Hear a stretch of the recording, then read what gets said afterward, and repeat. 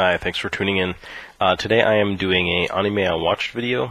I'm just going through watching my backlog of anime that I've had, kicking around. Some of it for years, some of it for days, and and just trying to get caught up on all this stuff. So I have the distinct pleasure of being able to work my way through Urusei Yatsura. And, this is a great series by Rumiko Takahashi, kind of her first big thing, and it was animated back in, the late 70s. It's just a joy. So, this is in the second half here. We've got, I managed to watch volumes 33 through 36. And, this is just more fun stuff. We've got a ton of episodes here. The Mysterious Humongous Cake, Love Escape Panic. That one had an enormous cake. It was Mendo had this giant cake made for their New Year's party, I guess, that he put on, and invited everybody to have the party inside of this huge cake. I Hate Gossiping Flowers. That was one where Ron was growing these flowers that would sort of parrot stuff that people said, and they would spread their seeds, and then they would talk, they would gossip about people. What do we have here? Her Great Wish to Find a New Job, The Return of Kaede the Fugitive Ninja. That one was actually sort of fun. This character that broke away from a ninja clan. So much stuff. This was, I think, a two-episode thing. Omiai Hell, Is the Armored Girl a Beauty or a Beast? There was some really funny stuff in here. I think I remember laughing out loud at least once or twice at some of the stuff. I think those episodes reminded me a little bit of Ranma 1/2, with sort of the just that kind of humor and action stuff sort of mixed together.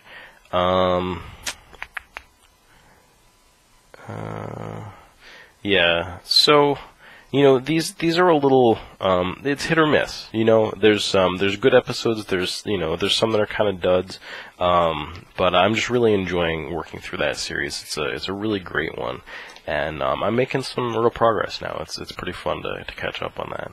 I also sat down, this is something that was a pickup from not too long ago, and checked out Lily Cat, or Lily C.A.T.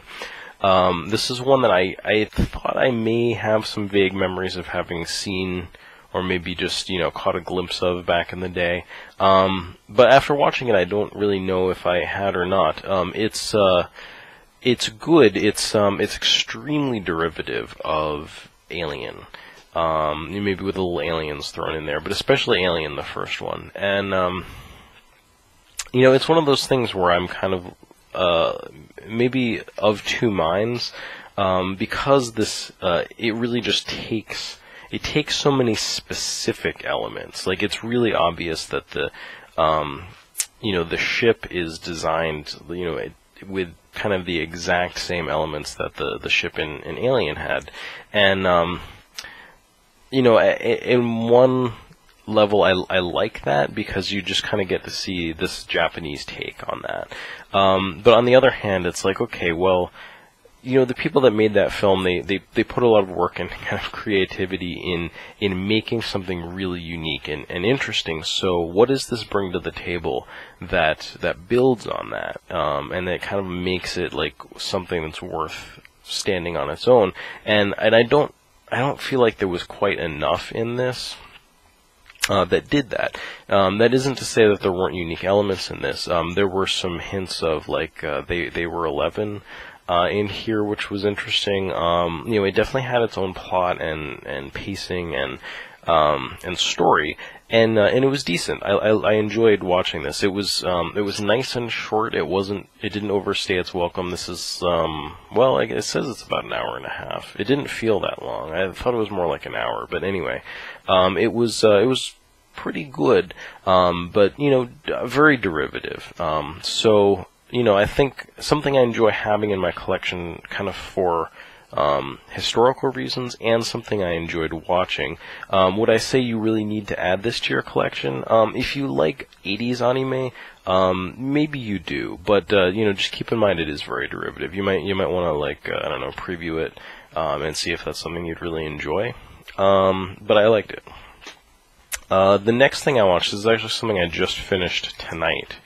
Is Kujibiki Unbalance. This is the whole series, a 12-episode series. It's on 3 DVDs, and it also includes 3 Genshiken OAVs. So that was a real treat for me, and I don't know. Every time I sort of rediscover Genshiken, it's like this minor religious experience. The actual Kujibiki Unbalance stuff was weird because it seems very different from the show that they watch in the first series of Genshiken. It seems like it was something that was like serialized in the same publication. Actually, a publication that I kind of like. If I was in Japan, I'd probably read, called Afternoon. But it's the same one that the Genshiken was serialized in. So this is kind of like an official thing, and they animated it, and it's good. It's it's something that I think it was more kind of serious and actually deals with more sort of heavy, hard feelings than I really wanted it to, and it's more of almost like a melancholy love triangle by the end. Which, I don't know, it was, I feel like it was sort of centered around emotions that, wasn't necessarily what I wanted to focus on at the time when I was watching this, but at the same time, I found it very easy to watch. I sort of blew through, the 12 episodes. I basically watched a disc a night, and I didn't, not enjoy it. So it was pretty good, I guess, just not really what I was expecting. And the Genshiken OAVs were great, though. The first one, that was a roller coaster ride, too. The first one was hysterical. Compared to the Kujibiki Unbalance episodes, the first Genshiken OAV on here, I laughed so much at. And I'm just like, man, that was way funnier and better, in some ways than Kujibiki Unbalance. But then the second one, some people watch, it's the one that's no matter how I look at it, it's your guys' fault that I'm not popular. I forget what the name of that show is, but, some people watching that in the comments are basically oh, this is painful to watch, they had a really hard time with it. And I don't have a hard time with that, but I do with Genshiken. Sometimes it hits a nerve with me where I'm that's way too close to home, and sometimes it's just hard. It's hard stuff that I don't really want to confront and think too much about. And but that's cool. That's a cool thing about Genshiken. And one of the episodes on here it was I don't know. It was a little tough for me getting through, but it's good. I really like Genshiken. So yeah, this was cool. I enjoyed watching it. Definitely really glad to have this in my collection. And I hope I can find the rest of the Genshiken OAVs, if there are more of them. I don't really know how that works. I haven't knocking stuff over. I haven't researched it. But anyway, definitely want to make sure my collection of that is complete, because I really do enjoy those a lot. And then next up is something, I just went out. I was out on a weekend, and I was at a store, and this had come out, and I was just going to order it. But I saw it there, and the price was really good, so I picked it up. Short Piece. You guys might remember me mentioning this, and I think Crack Lotus talked about the game. He actually picked up a physical copy of it from an import from Europe, which was really cool. But this is the anime, and it's just kind of got a slipcover here and a Blu-ray. And I wasn't necessarily planning to watch this as soon as I got it, but I was kind of excited. And I just wanted to try something different, so I threw this one in. This is more Katsuhiro Otomo short stories. So, Memories, if you guys have seen that, this is basically more of the same. And, kind of specifically along those lines, I have this Japanese language book here. This is an anthology of Katsuhiro Otomo's stuff. Oh gosh, I didn't... Kanojo no, I think that's Omoide, her memories, book here. And so it's short stories. of his, and I have no idea like what format these these are in, like how these get published, if they're in just a magazine or something, and or I don't know, I have no idea. But so there are several here. Actually, I think maybe just two. We have okay, here we go. So this is Memories. And this is the one that in Memories, I believe gets called Magnetic Rose, I think. This is the short story that's based on, and then there were two other stories that were animated as part of that, that don't appear in this anthology. I don't know if they are, in another one, or if he made those stories just for that show. But this one also has Farewell to Arms, which was one that shows up in Short Piece. This is actually this one here, which actually has some nice color pages to it, just a couple in there. So it was really cool to see something else, from this collection animated, and it has it's 4 stories total, and then there's like a little intro, which is sort of fun.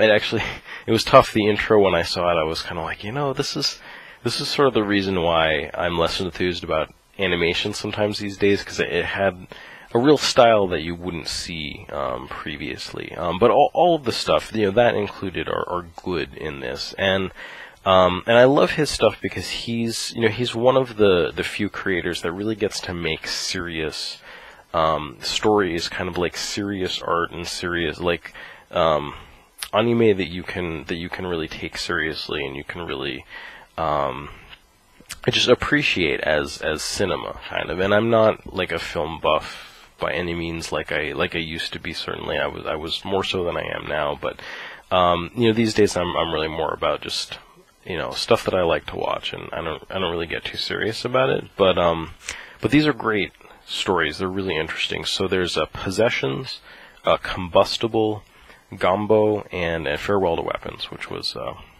from that anthology, and they're great. I don't know, getting to see these on Blu-ray is really something too, because this is all, like I said, it's new modern animation. It looks beautiful. I will admit that Possessions, when it first started off, was a little off-putting because it's 3D animation, but it's sort of 3D, kind of cel-shaded to be like 2D. And at first, all I could see was a video game, essentially. I'm so used to seeing video game graphics that it was a little hard for the illusion to really set in, and sort of for my brain, my imagination to kick in and sort of start to, start to suspend my disbelief. But, after a minute or so, like, I was in, with it. I was able to kind of let that go. And it was great. Combustible has a completely different style. They all are done in different styles, which is neat. I think my favorite style, of course, has to be A Farewell to Weapons, just because it's the most detailed, it's the most sci-fi, and it's the most kind of traditional kind of Otomo style. But they're all great. And it was interesting. Combustible, it seems like it's based on a true story that has been sort of interpreted and retold multiple times in media and stuff, that I'd actually run across in the notes. The Urusei Yatsura has really cool footnotes, kind of like liner notes that you can get like just from the menu in the DVD screen itself. You can kind of see some notes about episodes, and I always check those out when I'm done watching the disc. So there was some reference in these particular episodes to that story of like a girl who, I guess, she meets somebody due to a fire and ends up setting fire, like kind of this arson thing, so that she can see that person again. It just seemed like this really, this is something that just wasn't going to go well no matter what, and burns down. Because it's one of those things where the fire, if it takes off, it's like a wildfire, it just burns down this city. So she was, I don't know, burned to death or something, as as punishment for this. And I guess the way I read it online was that she was young, she was like 16, and they were really trying to try her as a minor, even, and like it just didn't happen. Like, the way she answered, like how old she was and stuff, like it seemed really tragic in a lot of ways. I mean, just the whole thing. But somehow it's been this story that's been sort of retold and interpreted, I guess, different ways. So it really seems to me like Combustible is an interpretation of that, which is interesting. I don't always know how I feel actually about things that are based on real stories, especially when they're so tragic. So I don't know. Maybe I'm a little iffy on that one, but it was good for what it was. And Gombo's interesting too. They're all very interesting. And I guess I've only watched this once. I'm not going to give my deep analysis of this. Suffice to say, I really enjoyed this, and I would highly recommend anybody, especially if you're into Katsuhiro Otomo at all, if you're into like serious cinema or serious animation at all, or if this is one of those things where if you're kind of like, oh, anime is all for kids and panty shots and I don't know, whatever it is about it that you think is like whatever, like if you're looking down on it for some reason as it being like not serious enough, this is the kind of thing that you can watch in all seriousness and get a lot out of. So I'd highly recommend that one. And to go along with that, I ended up watching Steamboy because I was on an Otomo kick, and I hadn't seen Steamboy yet, so got to fix that awful situation. So it's this was kind of a mixed thing for me. His stuff, it's a little hit or miss. It's always good, but you have things like for Akira there is Rojin Z, which is fun and interesting in its own way, and it has its own things to think about, and really it has a lot of charm and personality. I actually kind of like Rojin Z. In fact, it's something I should have in my collection, and I don't. This, though, was interesting. So then I just finished watching Short Piece, like the night before, and I put this on, and just in stark contrast to Short Piece, this, it's fully feature-length. This is, I think, 2 hours, maybe. It's pretty long. And I ended up watching the dub because it seemed like it had a really good cast. Like Anna Paquin actually plays the main like male lead, which is interesting. Choice, there's Patrick Stewart plays one of the kind of main characters. Just very cool. I wanted to just sort of experience the that full localization that they did, and they did a great job. But just a couple of things that bugged me about this right off, which is one, it's like a lot of brown, it's sort of like browns and grays and sort of rust red colors, and something, this is a DVD, and maybe because Short Piece is on Blu-ray and I just finished watching that, somehow the visual quality on this was kind of underwhelming. I noticed a lot of JPEG style artifacting, just a lot of, the colors, like, I think actually it might have almost been triggering some kind of, like, it says there's copy protection. This disc is copy protected, it says right on the back. I almost wonder if, like, my PlayStation 4 that I was watching it on, in upscaling it was triggering the copy protection a little bit or something, because I swear, like, it seemed dark, and it almost seemed to, like, get darker and then get a little bit lighter again sometimes. So, I found it kind of hard to watch, actually. And I guess that aside, it took me a while to kind of, like, come around to, the kind of the style of the plot and the pacing. It's very much done as kind of a just traditional, sort of, not really hero story, but it's like a action story with a young man. It reminds me very much of, because of the setting also, it's set, kind of in the 1800s, the sort of World's Fair in actually I want to say Paris because there's the Eiffel Tower, but it was in London, so I guess anyway. I'm not familiar with the history on how that all worked, but so it reminds me of like Nadia, The Secret of Blue Water, and that sort of a thing. It reminds me of more of a Ghibli sort of story, like Laputa, like Castle in the Sky. And compared to that, like this doesn't really have the charm, I think. So I was looking for like what to like about this, kind of where to to find the strength of this, and I think by the end, I realized that it's in the spectacle of this. By the end, this had sucked me in, and I watched, like, there was a little making of. I watched all the voice actors and actresses talking about their what it was like to work on this and their performances and stuff.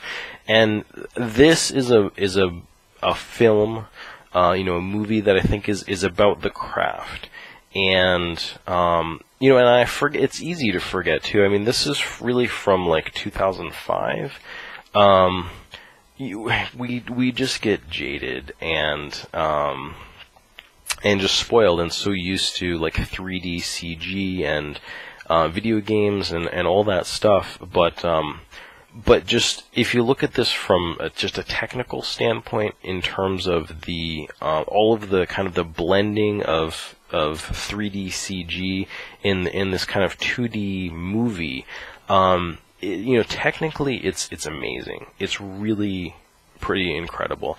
And I will check. I don't think that there's a Blu-ray for this. This, if anything, deserves a Blu-ray release. This definitely does, because I feel like that whole like spectacle of it. One, I had to you have to kind of transport yourself almost 10 years back in time, I think, to fully appreciate this. And I think you need to see it in all of its glory. Which is just not the kind of experience that I was having with this. I just wish that I had a better way to appreciate what this film has to offer.